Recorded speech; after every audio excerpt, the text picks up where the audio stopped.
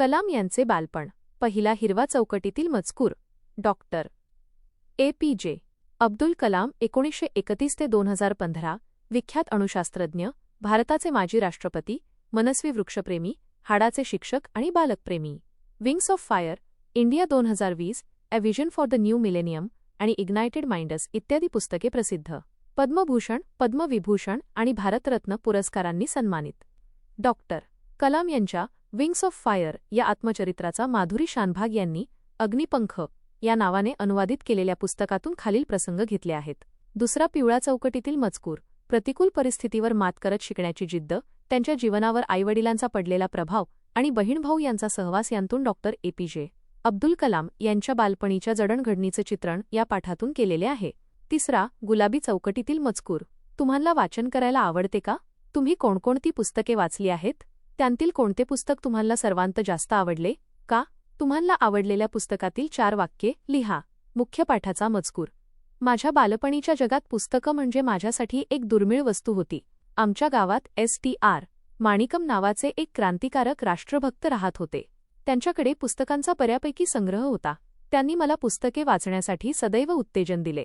मीही मिळेल ते वाचत गेलो. पुस्तके मागण्यासाठी मी त्यांच्या घरी धाव घेत असे. माझ्या लहानपणी शमसुद्दीन नावाच्या माझ्या एका दूरच्या भावाचा माझ्यावर बराच प्रभाव होता. रामेश्वरममध्ये येणाऱ्या वर्तमानपत्रांचा तो एकुलता एक वितरक होता. रोज सकाळच्या रेल्वेगाडीने पंबन गावाहून वृत्तपत्रांचे गठ्ठे येत. गावातल्या हजारभर सुशिक्षितांच्या वाचनाची गरज भागवणाऱ्या शमसुद्दीनचा व्यवसाय म्हणजे एकखांबी तंबू होता. स्वातंत्र्याच्या चळवळीची वाटचाल, ग्रामस्थांना समजणे हे महत्त्वाचे कार्य त्यातून साधत असे. कुणाला भविष्य जाणून घेण्यात रस असे तर कोणी चेन्नईच्या मद्रास बाजारपेठेतले सोन्याचांदीचे भाव समजण्यासाठी उत्सुक असत. थोडेजण जिज्ञासू वृत्तीने हिटलर, महात्मा गांधी आणि बॅरिस्टर जीनांबद्दल गांभीर्याने चर्चा करत, पण झाडून सर्वजणांना पेरियार ई.व्ही. रामस्वामी यांच्या चळवळीबद्दल जाणून घेण्यात रस होता. दिनमणी हे त्यावेळचे सर्वांत लोकप्रिय तमिळ वर्तमानपत्र होते. छापलेले शब्द त्यावेळी मला वाचायला येत नसत. त्यातील चित्रांकडे बघून मी समाधान मानत असे. शमसुद्दीन आपल्या गिऱ्हाईकांना पेपरचा अंक वाटण्यापूर्वी मी त्यातील चित्रे बघून घेत असे. मी 8 वर्षांचा असताना सन 1939 मध्ये दुसरे महायुद्ध पेटले. काय कारण असेल ठाऊक नाही, पण त्या सुमारास बाजारात चिंचोक्यांना अचानक भरपूर मागणी आली. मी चिंचोके गोळा करून मशिदीजवळच्या एका दुकानात देत असे. 1 आणा कमावत असे. माझ्या वडिलांनी लाकडी नौका बांधायचा व्यवसाय करायचे ठरवले. अहमद जलालुद्दीन नावाच्या एका आमच्याच गावातल्या कंत्राटदाराबरोबर समुद्रकिनारी ते रोज काम करू लागले. पुढे जलालुद्दीन यांनी माझ्या बहिणीशी जोहराशी विवाह केला आणि आमच्याशी नाते जोडले. जलालुद्दीन मला युद्धाच्या कथा सांगत असे आणि मग दिनमणीच्या शीर्षकातून मी त्या शोधत राही. आमच्या छोट्या दूरस्थ गावात युद्धाचे दृश्य परिणाम जाणवणे जवळजवळ अशक्य होते. पण हळूहळू भारताला सक्तीने युद्धात सामील व्हावे लागले आणि देशात आणीबाणी पुकारली गेली. रोज सकाळी पंबनहून येणारी रेल्वेगाडी रामेश्वरमला थांबेनाशी झाली. हा युद्धाचा आमच्या गावावर पहिला ठळक परिणाम झाला होता. मग चालत्या रेल्वेगाडीतून वर्तमानपत्रांचे गठ्ठे रामेश्वरम ते धनुषकोडी दरम्यान खाली फेकले जातं. ते गठ्ठे गोळा करण्यासाठी शमसुद्दीनला कुणीतरी मदतनीस हवा होता. माझ्यापेक्षा दुसरा योग्य उमेदवार त्याला कुठून मिळणार? माझ्या आयुष्यातील पहिली कष्टाची कमाई करायला शमसुद्दीनचा असा हातभार लागला. आज अर्धशतकानंतर मी वळून त्या क्षणांकडे पाहतो आणि त्यावेळी स्वतःच्या कष्टाने मिळवलेल्या पहिल्या कमाईचा अभिमान आजही माझ्या मनातून ओसंडून वाहू लागतो.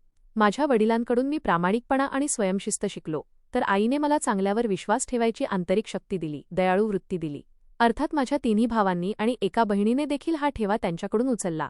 पण मला जो जलालुद्दीन आणि शमसुद्दीन यांचा निकट सहवास घडला, त्याने मी स्वतंत्र वेगळा असा बनत गेलो. शाळेत शिकायला न मिळालेले शहाणपण मी जलालुद्दीनकडून शिकलो, तर शमसुद्दीनकडून मी चेहऱ्यावरून दुसऱ्याच्या मनातले, शरीराची व डोळ्यांची भाषा ओळखायला शिकलो. माझ्यामध्ये जो सर्जनशीलतेचा स्रोत उगम पावत फुलत खळाळत गेला, त्याचे श्रेय मी निस्संशय त्या दोघांच्या सहवासात माझ्यावर पडलेल्या प्रभावाला देतो.